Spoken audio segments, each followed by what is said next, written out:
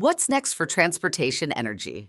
On today's episode, a conversation about transportation equity for disadvantaged communities with Transportation Energy Institute's Executive Director, John Eichberger, and Tammy Klein, founder and CEO of Transport Energy Strategies. So, Tammy, in 2024, we wrote a piece on transportation equity looking at federal policy. Then we wrote this new paper on policy considerations, looking at, okay, how do policymakers deal with communities that are underserved, lower income, rural, more remote? But we dubbed it transportation equity. Then we had this thing called an election. And it seems since that time, the term equity has taken more of a four-letter word connotation. It doesn't change the fact these communities still need special consideration. They're not ready for certain things. But how do we navigate that in a new environment? Because we need to be paying attention to these communities, but we have to maybe think about how we do it. Well, I mean, the whole reason why I jumped on board to write this paper is I wanted us as an industry, fuels, refining, OEMs, all of those who touch the transportation space to really try and understand the concept of transportation equity, environmental justice, what were the roots, and to look at how it was being applied. I think the work that we did in our committee to look at that, which was made up of all of these stakeholders, all of us wanted to first try and understand and then how it's being applied. But you're right. So that was what the paper was initially about. Equity has been sort of vilified, and thou shalt not mention equity for fear of it being fed into some AI machine somewhere, and then a bunch of people are going to get fired or bullied online.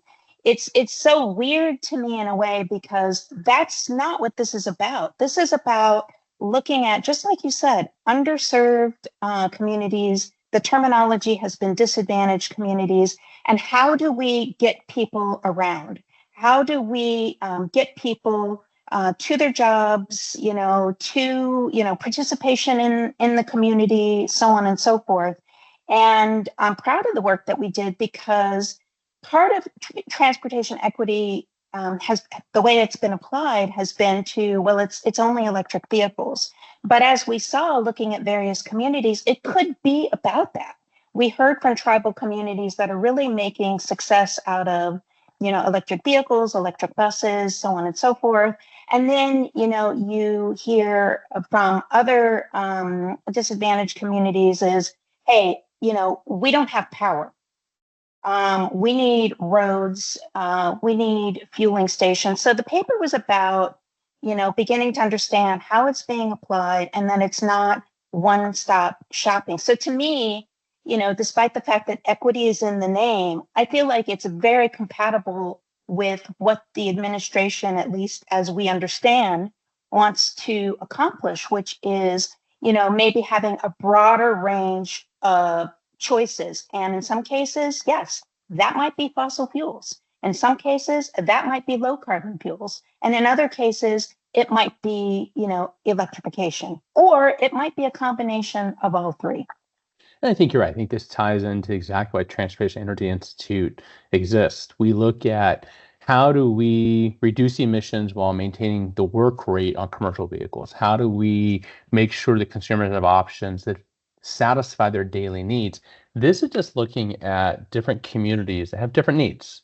And we've said since day one, not every community has the economic resources of Palo Alto, California. And we have to think about what are the specific needs of urban low-income communities. Right. They need mobility. They need transportation options. One size just does not fit all. And really, I mean, that's how I look at the whole thing, whether it's dubbed equity or whatever it's named. Yeah. We're really looking at, you cannot take one solution, paint a broad brush across the country or even the world and go, we're done. Not everybody's at the same position and able to take advantage of the new technologies. I do think, to be, to look at some of the efforts in the prior administration, it was very one-brushed. I mean, we saw that in our research, and very, again, focused on, one or maybe two mobility solutions. What we don't want to do, or what I would hate to see happen in this administration, and I kind of am seeing it in other contexts so far, is we went 180 degrees this way. Right. Thou shalt only have electric vehicles, and if you have any proximity to fossil fuels, or even low carbon fuels, you're evil, you need to be canceled. Now we're going back to potentially 180 degrees on the other side, which is thou shalt not talk about electrification, thou shalt not talk about NEVI, thou shalt not have the word equity in anything that you say. Better come up with a good synonym. And, and we're all fossils all the time, and maybe some low carbon fuels. So I think, like, hopefully the pendulum, you've been in this space for a long time. I've been in this space for a long time. And, my career has been defined by the pendulums. The pendulum is swinging now. And it's unfortunate because, so hopefully they don't go down this route, because, we're talking about, real people, people's lives, people's ability to get around and have jobs, and the whole life, liberty, and pursuit of happiness thing. I tend to kind of care about that. I mean, you say that kind of with tongue in cheek, but the reality is, if you are in a low income community and you want to improve your situation, you need to be able to go somewhere. Exactly. Maybe not move, but get someplace where there's jobs, so you can bring some income back to improve your community. Without mobility, there's no way of doing that. And we literally, I mean, I said this during, when electrification was the only thing people were talking about. You're trapping these individuals in situations they want to improve. But if you say the only way we're going to help you is if you take this solution, you're saying you can't afford it, too bad.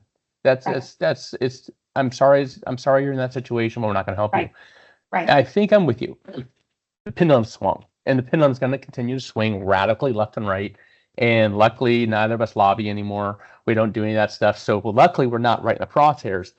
But we need to find a situation where the best solutions are winning the day.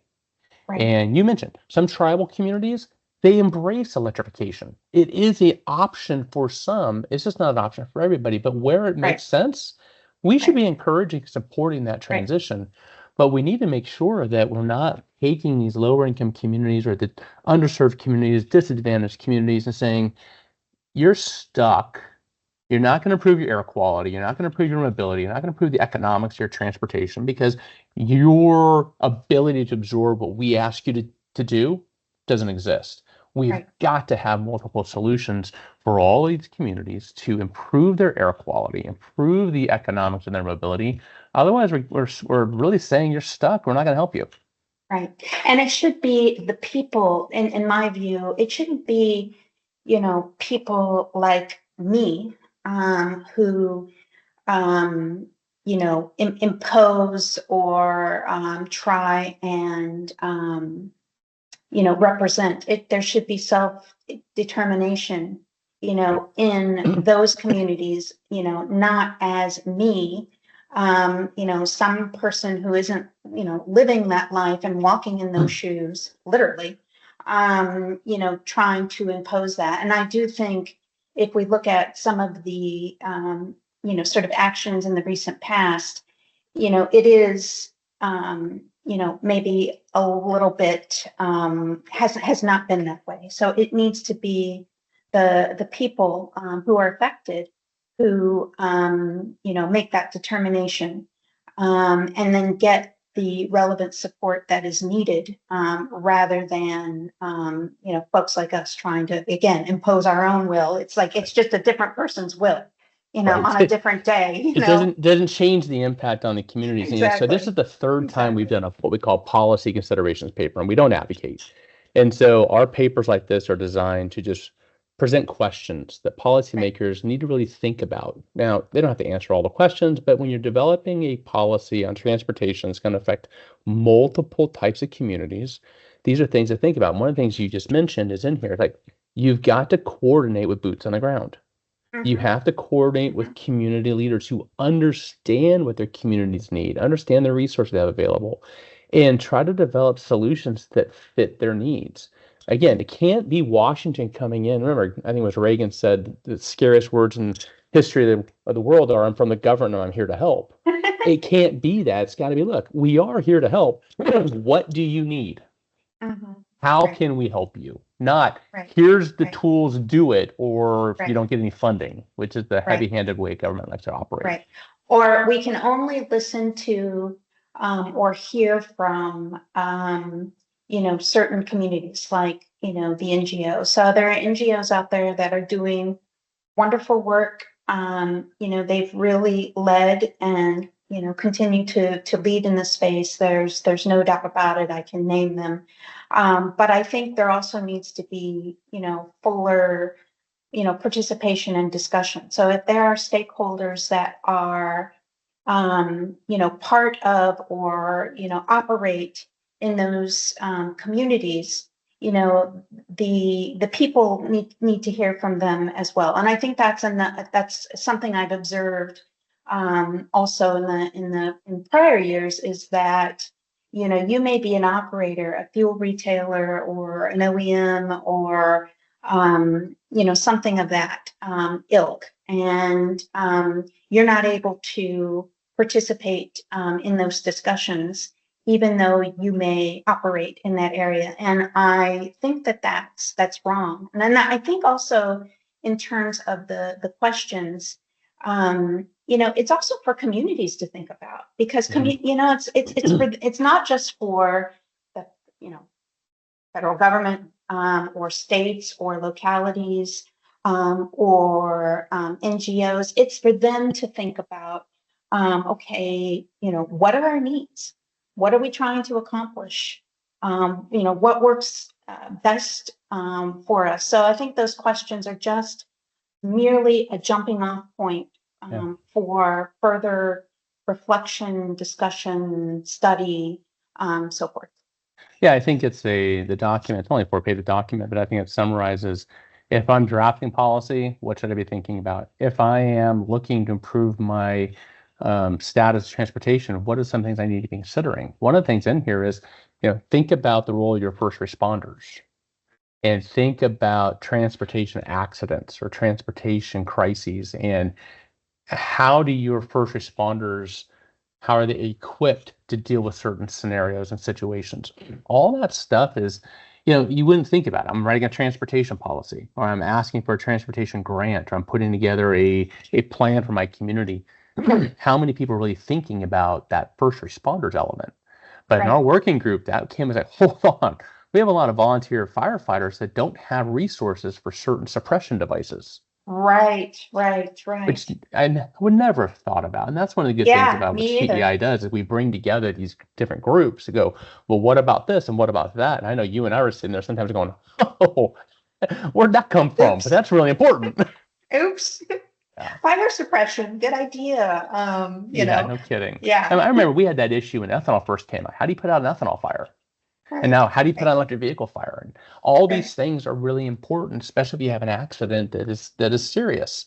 And so I think, again, TEI does not advocate, but this document that you helped put together and led really does just articulate, here are things we need to think about when we're addressing transportation in different communities. And if we don't think about these things, we have a huge risk of getting it wrong and really hurting these communities. Well, yes, exactly. And that would be something, result that I wouldn't want to see happen. And oftentimes I've seen, we want to come into these communities and we want to help.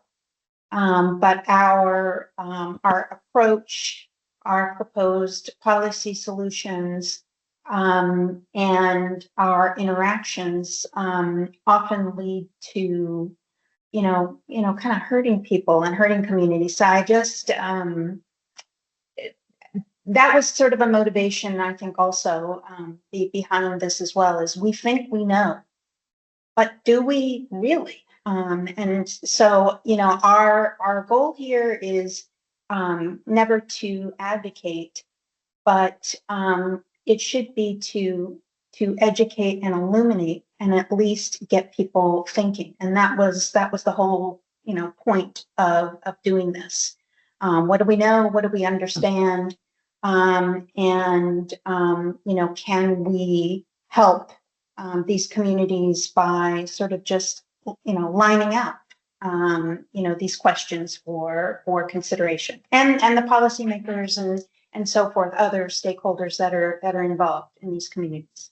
Man, that summarizes exactly what Transportation Energy Institute was designed to do.